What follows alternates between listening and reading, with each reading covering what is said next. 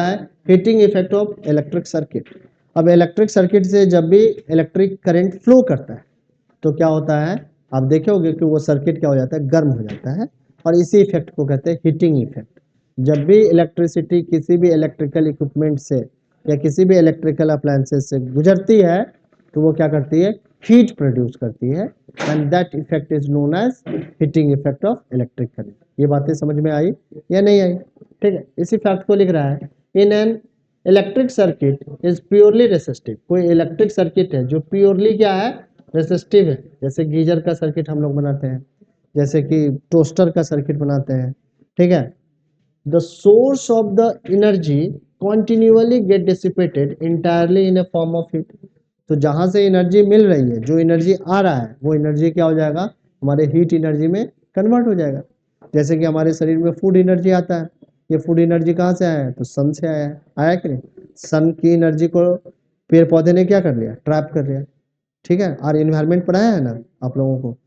फिर उस पेड़ पौधे को तुमने खाया तो उस सन की एनर्जी फूड एनर्जी में पहले कन्वर्ट हुई, उस फूड एनर्जी को आपने जब खाया और फिर बोला तो वही फूड एनर्जी साउंड एनर्जी में कन्वर्ट हो गई, क्योंकि साउंड भी क्या है, it is a kind of energy. क्योंकि बहुत जोर से चिल्लाएंगे तो कोई चीज़ मैं गिरा सकता हूँ, मैं तोड़ सकता हूँ तेज आवाज से, क्योंकि यहाँ पे मैं बोलता रहूँ और यहाँ पे कुछ है तो हिलेगा, हिलेगा कि नहीं? सो इसमें कैपेबिलिटी है, ठीक है। सो बेसिकली साउंड क्या है, it is also a form of energy. Light क्या है, ये भी एक एनर्जी का फॉर्म है या नहीं?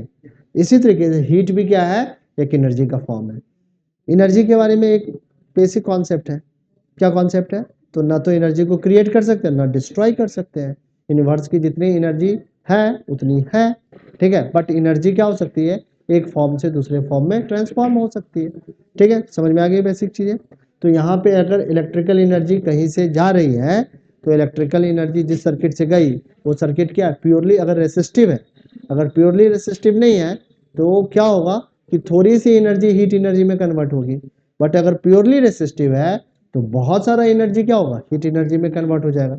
जैसा कि इलेक्ट्रिक गीजर में होता है, जैसे ही इलेक्ट्रिसिटी जाती है तो क्या होता है, हीट प्रोड्यूस होता है।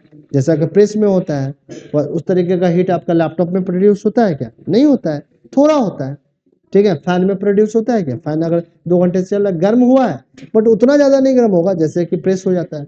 प्रेस आप लगाओ 1 मिनट में गर्म हो जाता है, होता है या नहीं होता है? गीजर लगाओ 2-3 मिनट में 5 मिनट में गर्म हो जाता है। तो वहां पे क्या हो रहा है, जो भी इलेक्ट्रिकल एनर्जी आ रही है उसको बहुत सारा इलेक्ट्रिकल एनर्जी को हीट एनर्जी में कन्वर्ट कर रहा है। बट अगर रेसिस्टिविटी कम है, हमारा ट्रांसमिशन लाइन है, ठीक है, वो भी गर्म होता है बट उतना गर्म नहीं होगा क्योंकि वो प्योरली रेसिस्टिव नहीं है, ठीक है ना? समझ में आ रहा है ये बात? सो अगर प्योरली रेसिस्टिव सर्किट है तो हमारा इलेक्ट्रिकल एनर्जी क्या होगा, हीट एनर्जी में कन्वर्ट होगा, and that is known as the heating effect of electric current. इसी को हम लोग क्या कहते हैं, heating effect of electric current. अब हीट को कैसे कैलकुलेट कर सकते हैं, तो लिखा कि हमने पढ़ रखा है कि potential is equal to V is equal to W upon Q. और क्या होता है, एनर्जी क्या है, वर्क डन के इक्वल होता है। कह रहा है कि किसी भी आदमी में या किसी भी ऑब्जेक्ट में जितना एनर्जी होगा उतना ही वर्क डन होगा। एनर्जी नहीं होगा तो वर्क क्या करेगा? अगर एनर्जी है तो वर्क कर सकता है। तो अगर मैंने किसी में 10 जूल एनर्जी सप्लाई किया है तो वर्क डन कितना करेगा, 10 जूल ही करेगा, ठीक है ना? समझ में आया? या तुम कहो कि मैंने 10 जूल एनर्जी कंज्यूम किया है या खत्म किया है तो आपने वर्क कितना किया होगा, 10 जूल ही वर्क किया होगा, ठीक है। या कोई डिवाइस है जिसने 10 जूल एनर्जी कंज्यूम कर दी या 100 जूल ऑफ एनर्जी कंज्यूम की, खत्म की, यानी कि 100 जूल ऑफ एनर्जी कहाँ खत्म हुई होगी, काम करने में खत्म हुई होगी। तो काम कितना किया गया होगा, 100 जूल किया होगा। तो इसी तरीके से हमने देखा कि V is equal to W upon Q होता है, पहले ही आपको बता रखा है। So W is equal to क्या होगा, V upon V into Q के इक्वल होगा। और इस डब्ल्यू को आप लोग क्या कर सकते हैं, हीट से इक्वेट कर सकते हैं, क्योंकि एनर्जी और वर्क में रिलेशन है या नहीं? कहा कि जितना वर्क होगा उतनी ही एनर्जी कंज्यूम होगी, उतनी ही एनर्जी क्या होगी, खत्म होगी। मैं इस पेन में 10 जूल ऑफ एनर्जी सप्लाई करूं तो इस पेन के थ्रू कितना वर्क डन होगा, 10 जूल ही होगा। समझ में आ रहा है ये बात, ठीक ना? सो इसी तरीके से जितना वर्क डन होगा वो उतना ही हीट एनर्जी के इक्वल होगा।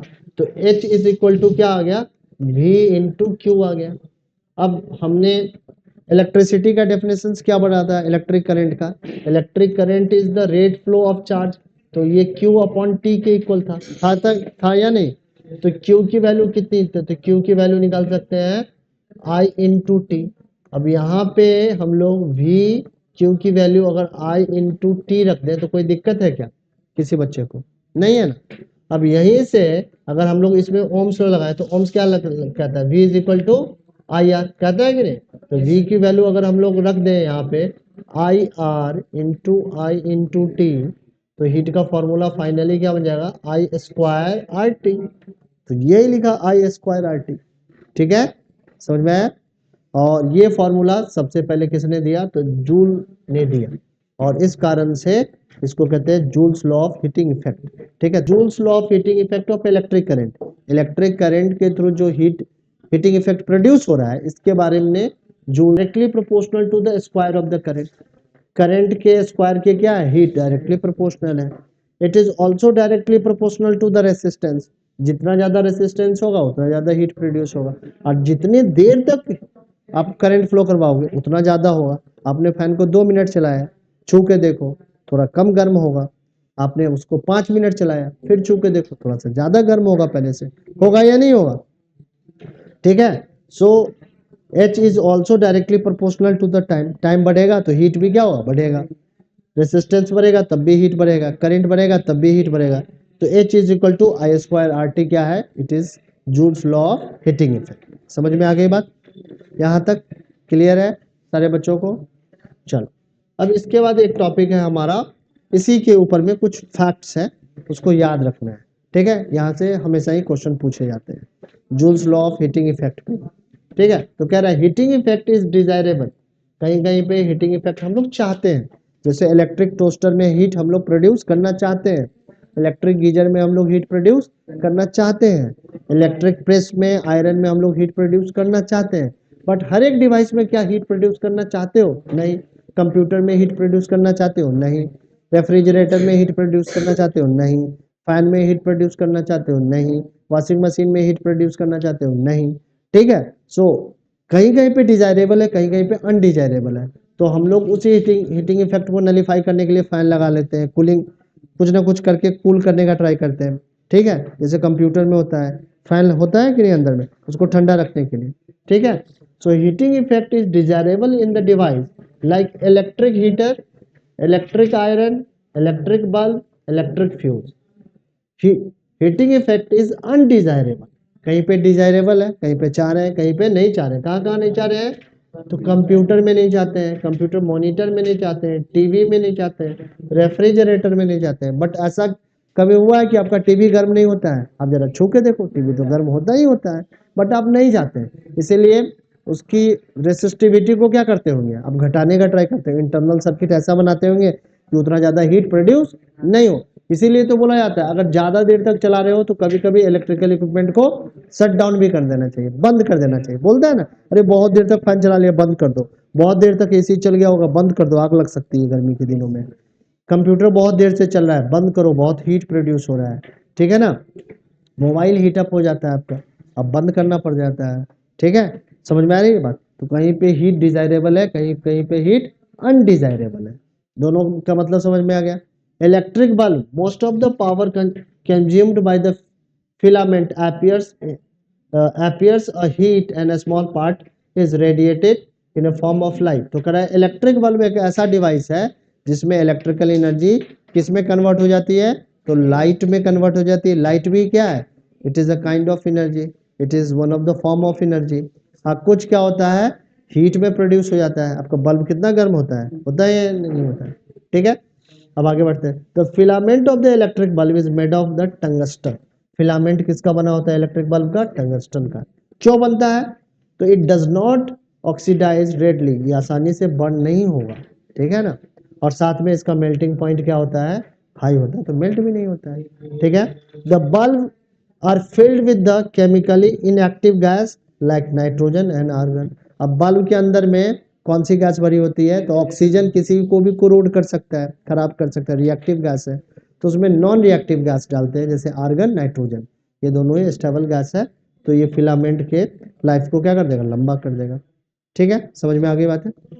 आगे अब है इलेक्ट्रिक फ्यूज। इलेक्ट्रिक फ्यूज क्या है? तो हमारा सेफ्टी डिवाइस है, और इसको हमेशा ही लाइव वायर से क्या लगाते हैं, लाइव वायर के सीरीज में लगाते हैं। क्या होता है कि कभी कभी एक्सीडेंटली हाई वोल्टेज करंट आता है, तो हाई वोल्टेज करंट के आने के कारण आपका इलेक्ट्रिकल इक्विपमेंट क्या हो जाएगा, खराब हो जाएगा। तो फ्यूज सेफ्टी डिवाइस होता है, और फ्यूज से होके जब हाई वोल्टेज करंट जाता है तो फ्यूज का मेल्टिंग पॉइंट क्या होता है, कम होता है, तो हीट तो प्रोड्यूस होगा ही। किसी भी इलेक्ट्रिकल इक्विपमेंट से अगर इलेक्ट्रिकल एनर्जी जा रही है, तो कोई भी ऐसा डिवाइस नहीं है जिसके अंदर में रेसिस्टेंस ना हो। हर एक डिवाइस में, हर एक कंडक्टर में रेसिस्टेंस ज़्यादा या कम होगा, बट रेसिस्टेंस तो वो ऑफर करेगा ही। अगर कोई भी कंडक्टर, कोई भी डिवाइस अगर रेसिस्टेंस ऑफर कर रहा है, तो कुछ ना कुछ अमाउंट ऑफ इलेक्ट्रिकल एनर्जी क्या होगा, हीट एनर्जी में कन्वर्ट होगा ही। ठीक है, सो बेसिकली अगर हाई वोल्टेज की करंट जाएगी, करंट का अमाउंट बढ़ता है तो हीट कितना बढ़ जाता है, it is directly proportional to the square of the current. तो ज्यादा करंट होगा तो हीट क्या होगा, ज्यादा प्रोड्यूस होगा। कितना प्रोड्यूस होगा, तो आई स्क्वायर के, अगर 2 एम्पियर है तो 2 टू 4, यानी कि 4 गुना हो जाएगा हीट। समझ में आ रहे हैं। और इस कारण से अगर आपने फ्यूज वायर ऐसा रखा है कि वो मेल्ट कर जाए, तो आसानी से मेल्ट कर जाएगा, और आपका इलेक्ट्रिकल इक्विपमेंट क्या हो जाएगा, बच जाएगा। क्या होता है, मान लो कि यहाँ पे इलेक्ट्रिकल इक्विपमेंट है, ये 5 एम्पियर पे काम करता है, ठीक है, इसको मैंने कनेक्ट किया, यहाँ पे फ्यूज लगा दिया, ये फ्यूज समझ लो, ऐसे करके जो वायर लगाया ये फ्यूज वायर। अब यहाँ पे इस तरीके का सर्किट मान लो, यहाँ से सप्लाई जा रही है। अब क्या है, इसमें जाना था 5 एम्पियर का करंट, तो इस फ्यूज का भी रेटिंग होता है, तो फ्यूज का रेटिंग इसके रेटिंग से थोड़ा सा हाइयर होता है।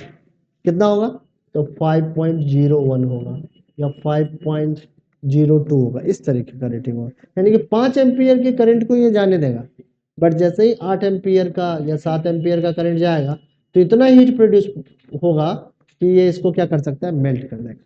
तो मेल्ट कर देगा तो इलेक्ट्रिसिटी, हाई वोल्टेज इलेक्ट्रिसिटी जाएगी नहीं इससे, ठीक है, इलेक्ट्रिक करंट जाएगा नहीं, अब बच जाएगा इलेक्ट्रिकल इक्विपमेंट। रुकता है,